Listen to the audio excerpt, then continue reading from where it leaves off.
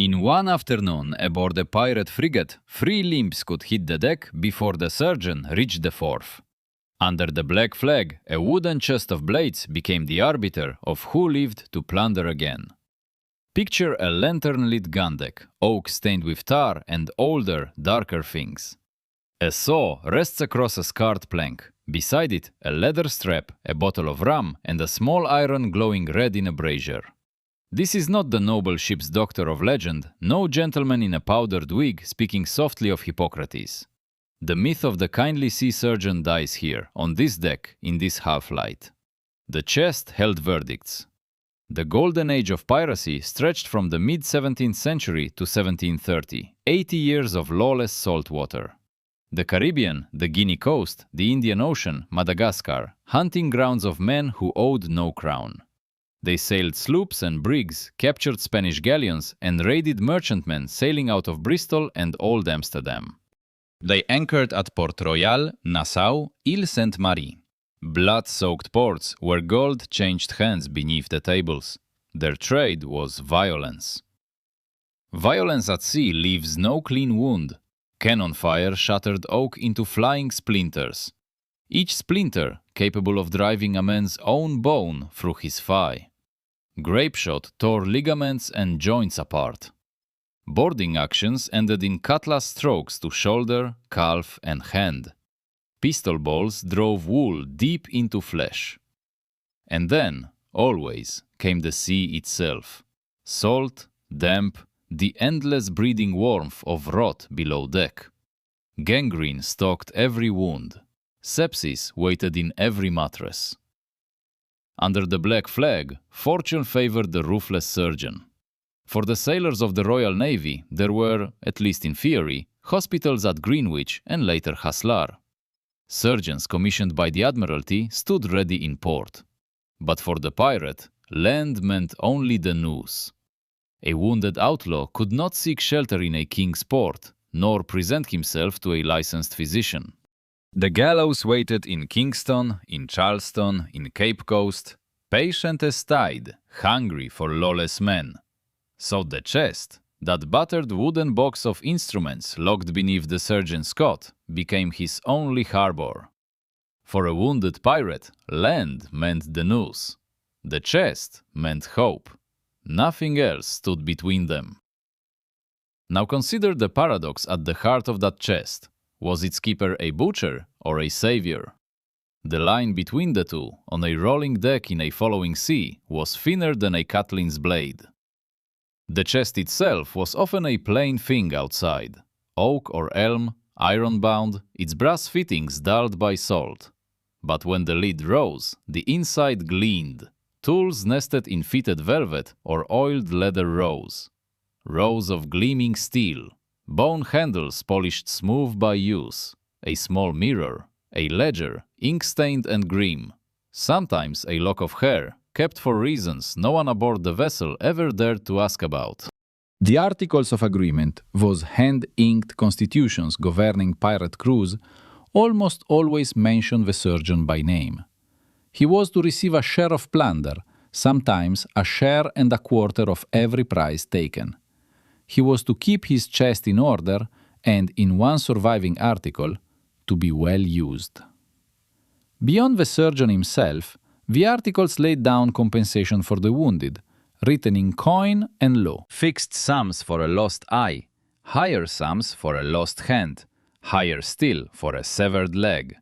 These were not gestures of kindness, they were the price of loyalty, written in advance in ink. Who opened that lid? Hear the myth phrase. Most pirate surgeons were not surgeons at all. They were kidnapped. When pirates seized a merchantman, they scanned prisoners for skill. Cooper, carpenter, navigator, and above all, a surgeon. If the captured vessel carried one, he was pressed into service at gunpoint, whether he wished it or no. If none was found, the duty fell to the ship's carpenter. His saws for timber now cut bone. Open the chest and look upon its contents. At the top, wrapped in oiled cloth, lay the capital saw. Its blade straight, teeth coarse, handle turned from ebony or boxwood. This was the tool that cut bone. Beside it, the Catlin, a long double-edged knife, thin as a reed, slicing between the bones of the shin. Then the Tenaculum, a small sharpened hook meant to snag severed arteries and draw them out to be tied. Then cauteries, irons heated red in the brazier and pressed against flesh to seal what the blade had opened. Trepanning drills, tiny crown-shaped saws that bored through the skull to relieve the pressure of a splintered wound. And bullet probes, slender rods with hollow tips, worked into the wound until they touched the lead ball. Tourniquet screws, brass devices with leather straps tightened by a wing nut until blood slowed to a trickle. There were curved needles and straight, coils of waxed thread for ligature, lancets for bleeding, forceps for teeth. There were splints of thin cedar, bandages of linen boiled and dried, each tool laid before the cut. And there were the liquids, opium tincture called Laudanum, dark as old wine, measured out in careful drops. Rum, of course, both for the patient's screaming throat and for the surgeon's own steadying, blood-slick hand. Vinegar for washing, turpentine for the deeper flushes, small vials of mercury for the sailor's ravaging pox, pots of pitch, black and viscous, tufts of tow, coarse hemp fiber, used to pack a wound, and gunpowder, rubbed into the flesh or ignited on the stump itself, a shock of flame meant to sear.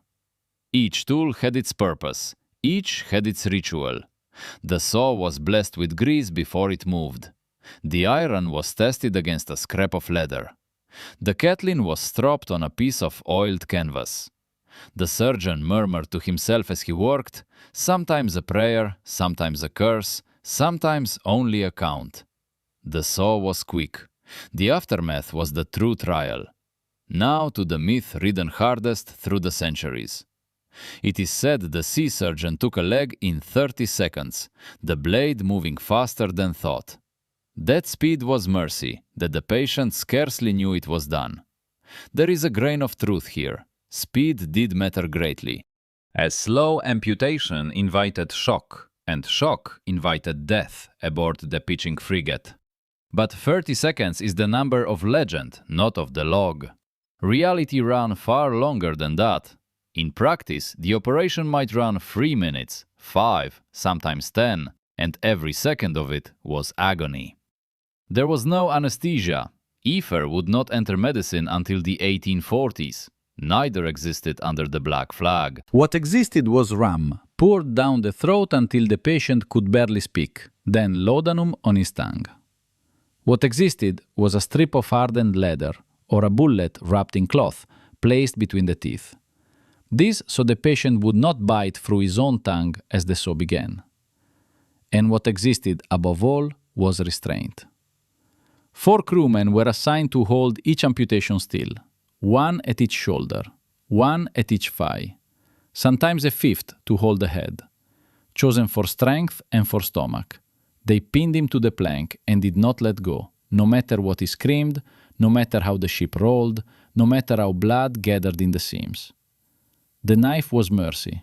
The fever was executioner. The blade killed few. What came after killed the rest. Sepsis, fever, the slow bloom of infection in a wound washed only with seawater and rum.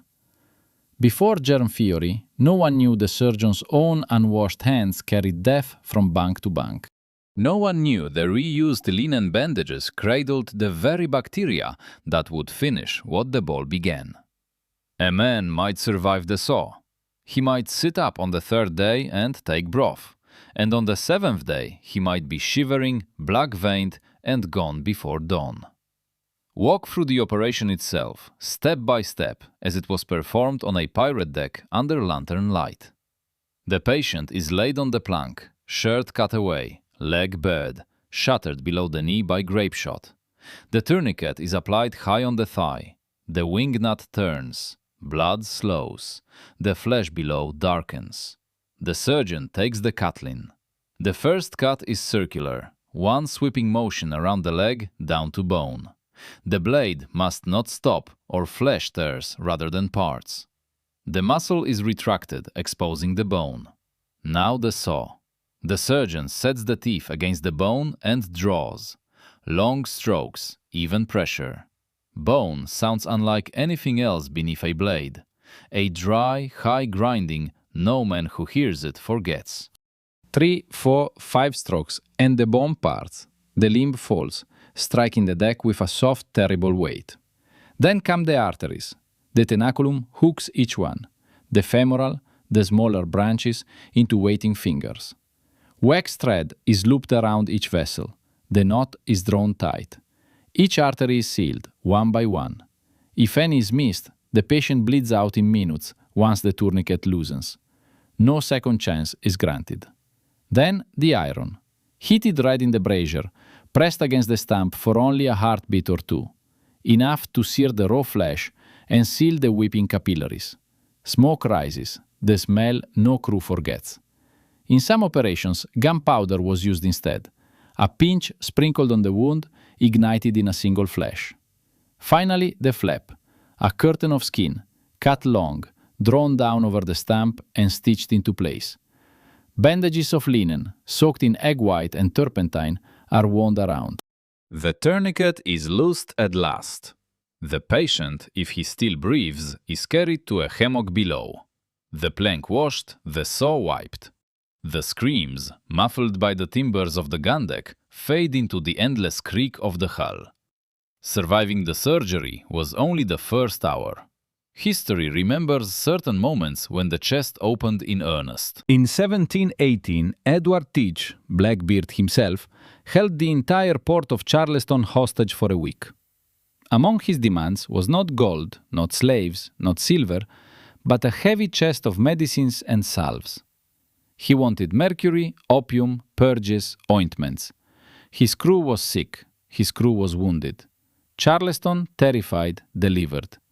The chest that came aboard the Queen Anne's Revenge cost the ransom town nothing in coin at all. Blackbeard, having what he needed, sailed away.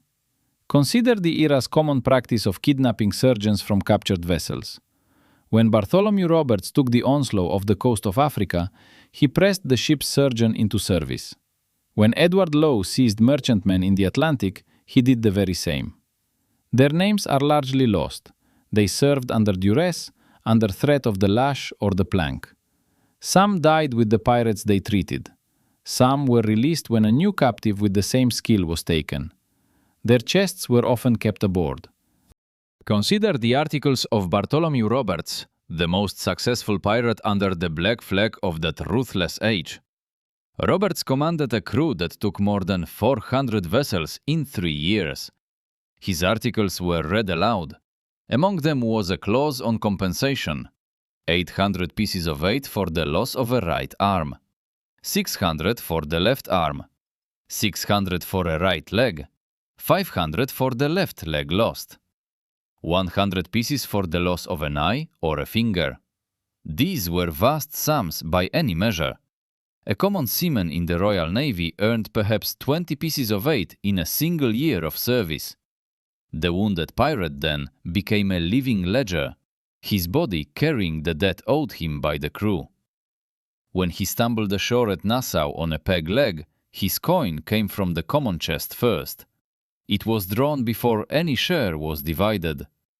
He was, in a real sense, paid simply to survive. The price of a limb was written before the blade ever fell. Understand, then, what the chest truly was. It was not merely a box of tools. It was a contract. Between captain and crew, solemnly sworn. Between the man who ordered the boarding and the man who took the ball in the fy below. The chest promised that if you were wounded in the taking of a prize, you would not be discarded. You would be laid on the plank.